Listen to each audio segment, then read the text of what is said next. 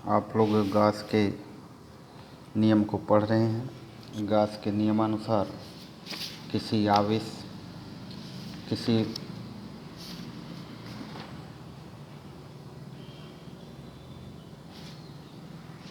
बंद पृष्ठ से गुजरने वाला वैद्युत फ्लक्स फाई ई उस पृष्ठ द्वारा परिबद्ध कुल नेट आवेश Q का 1/ε0 गुना होता है। इसी पर आधारित आपको कुछ इनके अनुप्रयोग बताना है।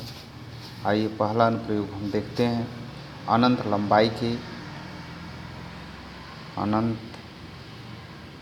लंबाई के एक समान आवेशित सीधे तार के निकट वैद्युत क्षेत्र की तीव्रता। मान लिया एक अनंत लंबाई का चालक तार है, इसको +Q आवेश दिया गया है। इसमें हम एक गॉसियन पृष्ठ लेते हैं। यह मान लेते हैं एक गॉसियन काल्पनिक बेलन जिसकी लंबाई L है तथा त्रिज्या R है। यहाँ पर इस +Q आवेश के कारण आवेश का रेखीय घनत्व लैम्ब्डा बराबर Q/L होगा या Q बराबर λ/L होगा। इस पृष्ठ पर हम एक क्षेत्रफल सदिश dA लेते हैं जिसकी दिशा यह होगी तथा यहाँ पर वैद्युत क्षेत्र की दिशा आवेश के कारण यह होगी। दोनों एक दूसरे से 0 अंश का कोण बनाएंगे। इस पृष्ठ के बारे में हम अगर देखें तो यहाँ dA की दिशा यह होगी तथा E की दिशा यह होगी। दोनों के बीच 90 अंश का कोण बनेगा। तो इस प्रकार से यह एक P बिंदु है तथा P' बिंदु पर अगर हम देखते हैं P' बिंदु पर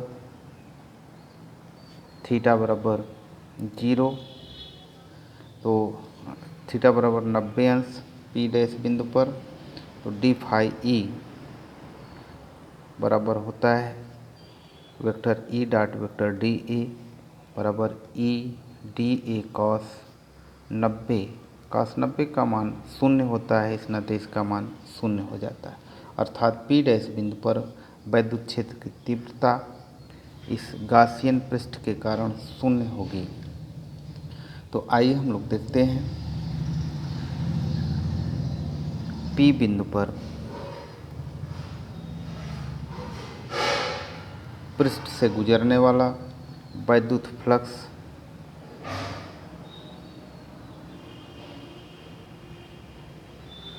फाई ई बराबर इंटीग्रल ए ई डॉट dA के बराबर इंटीग्रल